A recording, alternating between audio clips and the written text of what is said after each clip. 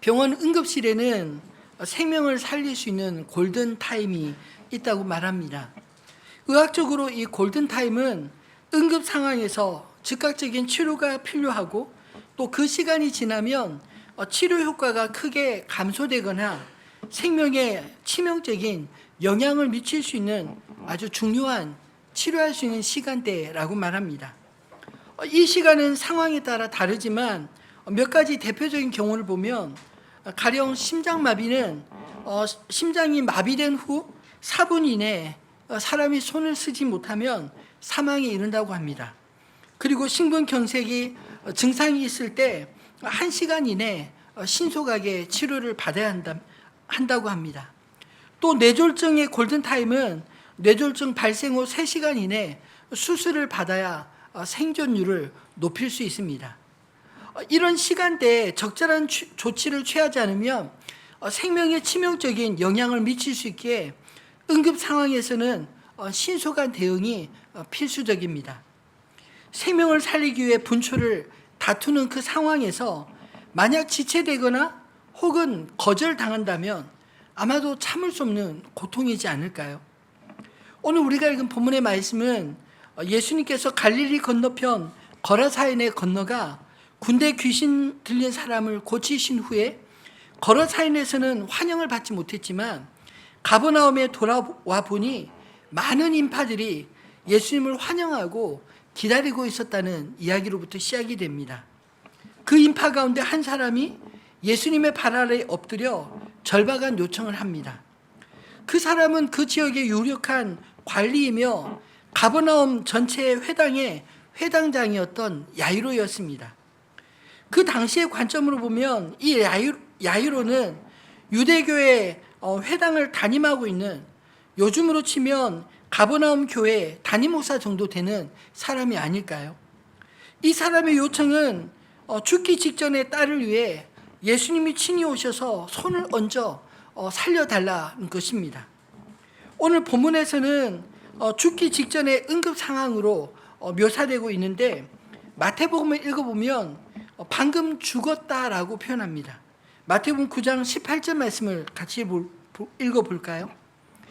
예수께서 이 말씀을 하실 때 한 관리가 와서 절하며 이르되 내 딸이 방금 죽었사오나 오셔서 그 몸에 손을 얹어 주소서 그러면 살아나겠나이다 하니, 시간의 차이는 있지만 이미 죽은 거나 다름없는 그런 절박한 상황이지 않을까요?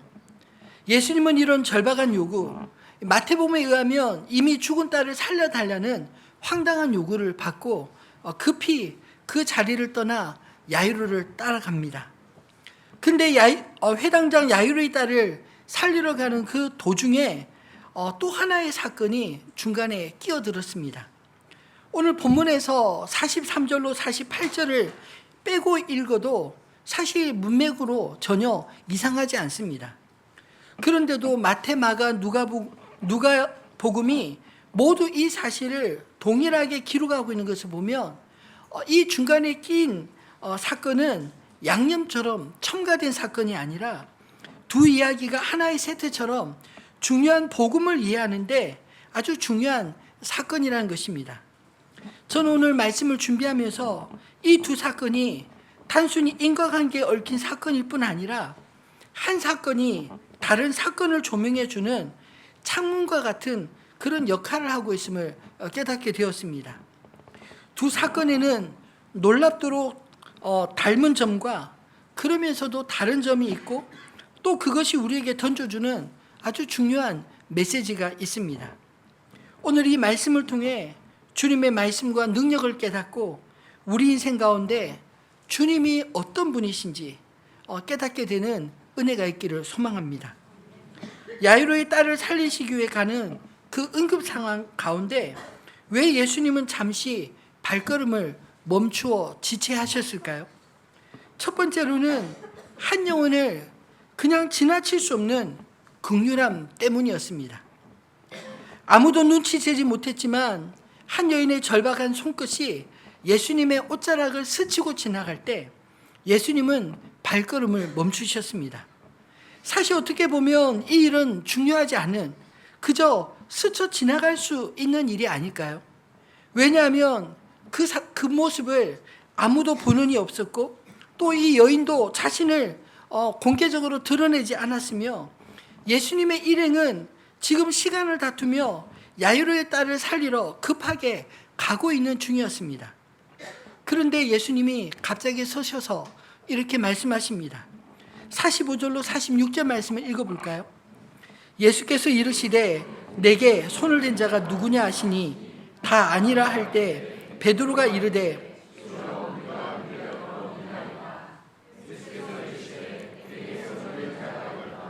이는 내게서 능력이 나간 줄을 알미로라 하신대.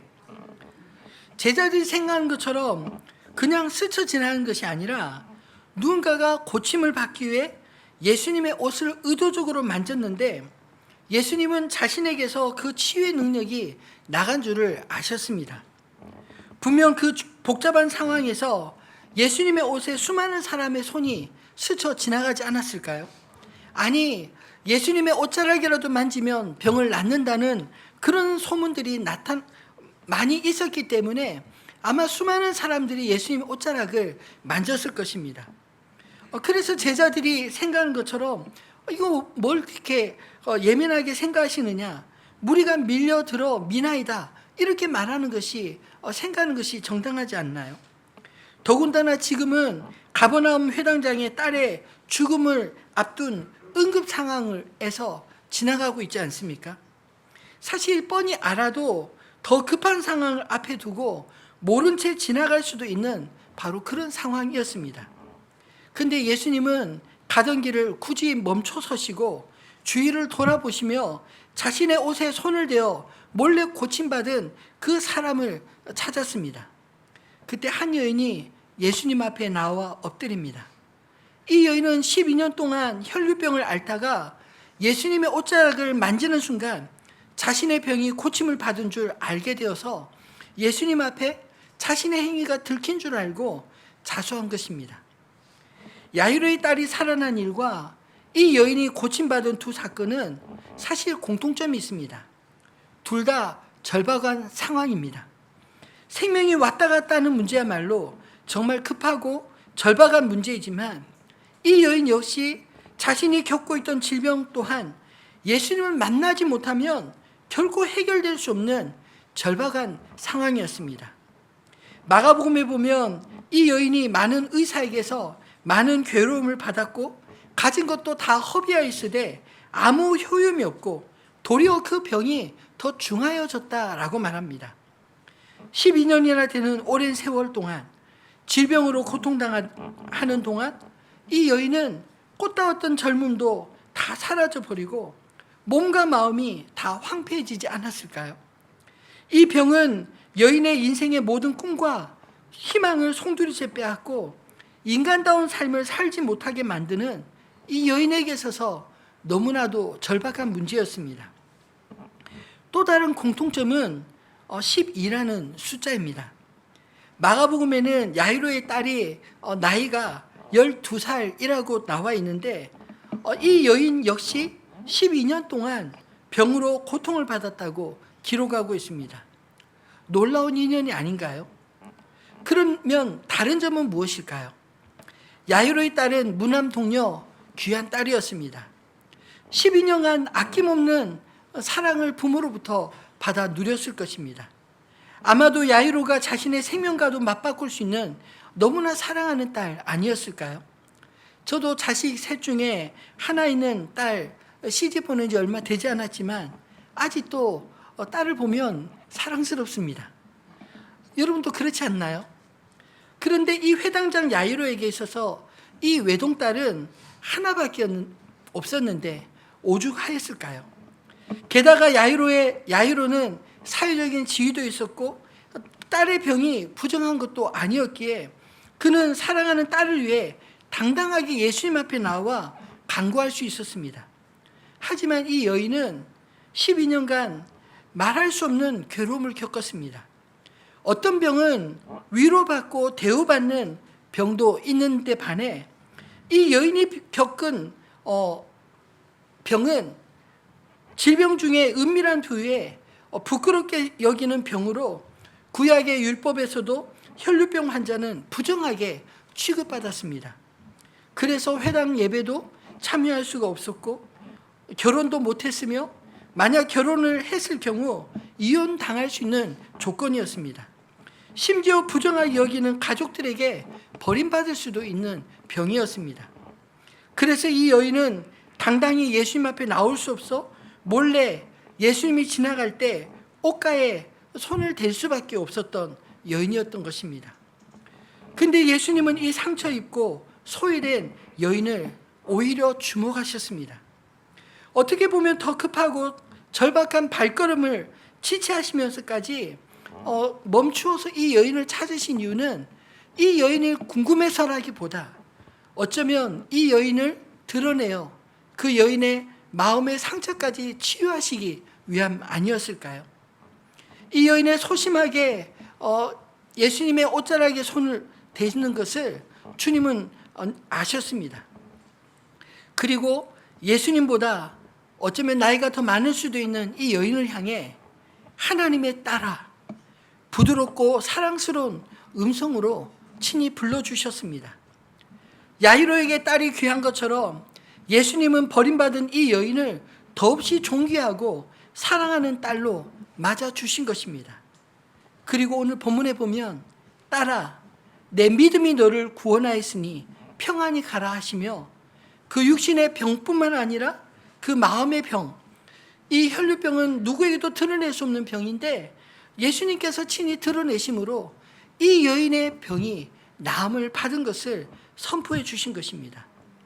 마치 미운 오리 새끼가 백조가 되듯 이 여인의 사건이 야이로의 딸과 대비되는 이유가 바로 이런 점 아닐까요? 우리 중에 남모를 형편과 처지로 인해 이 여인처럼 소심하게 예수님께 나올 수밖에 없는 분이 계시다면 이렇게 좋으신 예수님 앞에 여러분 모든 영적인 열등감과 질병이 치유될 수 있기를 소망합니다. 가끔 보면 믿음으로 응답받는 것도 간증을 할 때 어떤 사람에게는 은혜가 되지만 어떤 사람에게는 상처가 될 때도 있습니다. 김 집사는 왠지 기도도 당당하게 하고 응답도 잘 받는 것 같은데 나는 너무나도 초라하게 여겨지고 그래서 예수님 앞에 당당히 나아가지 못하는 그런 심정을 가진 분들에게 따라 하시는 주님의 음성이 들려지고 위로와 치유와 응답을 얻게 되기를 간절히 소망합니다.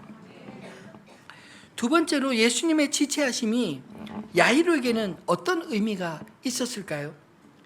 지체하셔도 살릴 수 있는 자신감을 엿볼 수 있지 않습니까?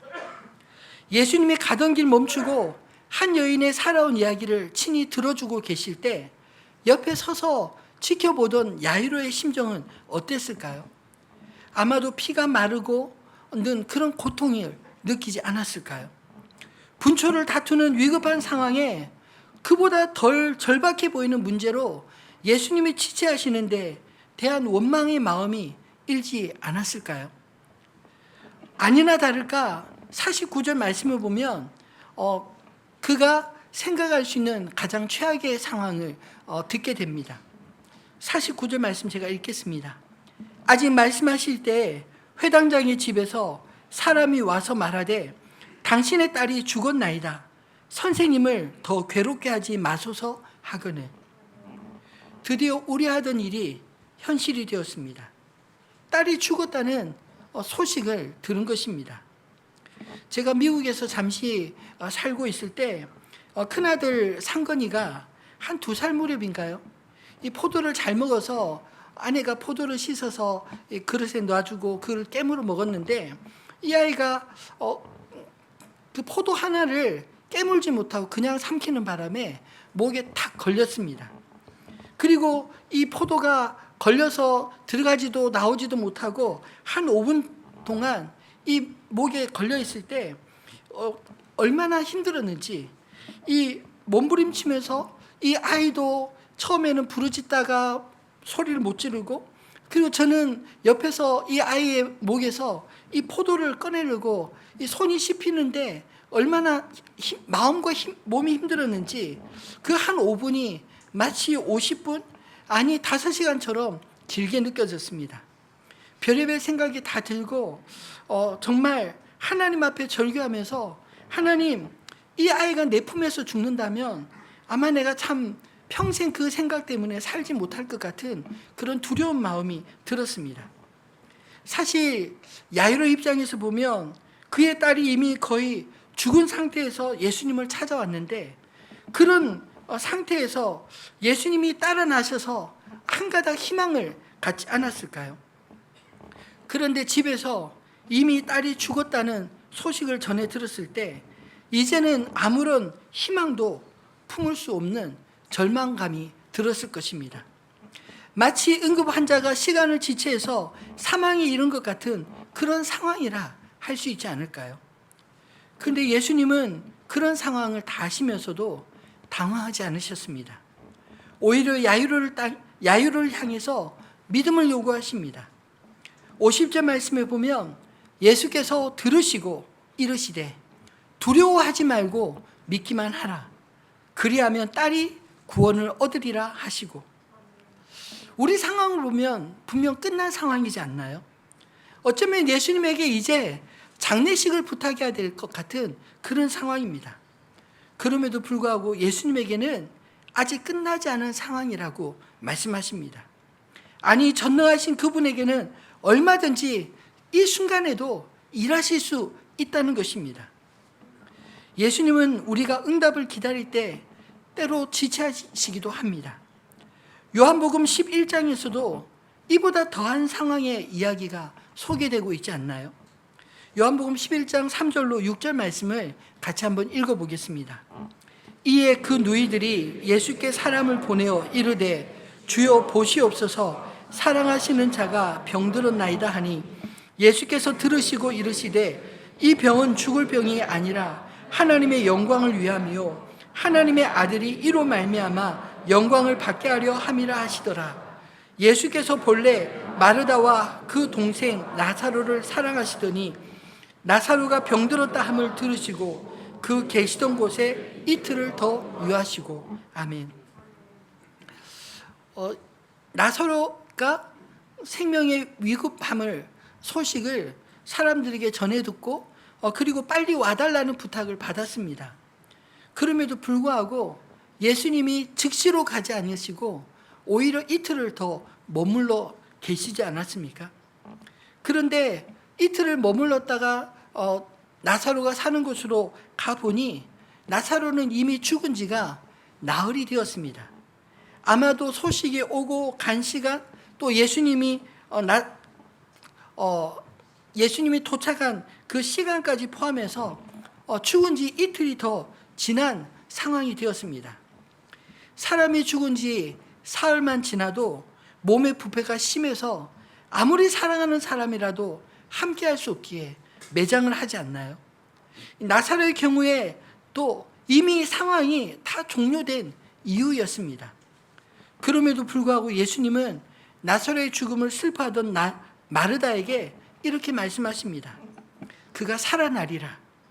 그때 이 마르다는 어떻게 생각했느냐면 마지막 날 부활 때는 그가 다시 살아날 줄을 내가 아나이다 라고 대답합니다. 그런데 예수님은 그 말씀을 들으시고 뭐라고 말씀하시냐면 25절로 26절에 이렇게 말씀하십니다. 같이 한번 읽어보실까요? 예수께서 이르시되 나는 부활이요 생명이니 나를 믿는 자는 죽어도 살겠고 무릇 살아서 나를 믿는 자는 영원히 죽지 아니하리니 이것을 내가 믿느냐. 아멘. 이 말씀은 나사로가 살아있을 때 하신 것이 아닙니다. 이미 나사로가 죽은 지 나흘이 지나 무덤에 있을 때 하신 말씀입니다. 그러면 이 말씀은 무엇을 의미할까요? 예수님 자신이 부활이요 생명이라고 말씀하시지 않나요? 그 예수님을 영접하며 믿는다는 것은 이미 그 부활의 생명이 내 안에 있다라는 것을 의미합니다. 그래서 나를 믿는 자는 죽어도 살겠고 무릇 살아서 나를 믿는 자는 영원히 죽지 아니하리니 이것을 내가 믿느냐. 이 말씀은 곧 예수의 생명을 가진 자는 죽어도 그 영혼은 죽지 아니하고 하나님 안에서 영원히 살 것이며 살아서 믿는 자는 영원한 생명을 가진 자로 지금부터 영원까지 생명을 살게 될 것이다. 주님과 함께, 이런 뜻입니다. 여러분, 우리의 시간과 하나님의 시간은 다른 것을 기억하시기 바랍니다. 우리 인간의 절망이 하나님에게 절망이 아닌 것입니다. 우리의 요청에 지체하실 때 우리가 취해야 할 태도는 무엇인가요? 어떤 상황에서도 주님을 바라보는 것입니다. 예수님이 나사로에게 가는 걸음을 지체하신 이유는 그가 죽을지 알았지만 주님은 그를 살리실 수 있는 분이시기 때문이 아닌가요? 야이로의 딸이 응급 상황 가운데 급히 가는 발걸음을 멈추시고 한 여인을 고통을 들어주시느라 지체하신 이유 역시 주님은 야이로의 딸이 죽을지 몰라서가 아니라 그 딸의 죽음을에서 살리실 수 있는 분이셨기 때문입니다. 그런데 만약 상황만 바라본다면 우리는 예수님의 이 말씀을 이해할 수도 없고 믿을 수도 없을 것입니다. 오늘 본문에서 야이로의 집안 사람들 역시 예수님을 처음에는 이해하지 못했습니다. 52절로 55절 말씀도 같이 읽어볼까요?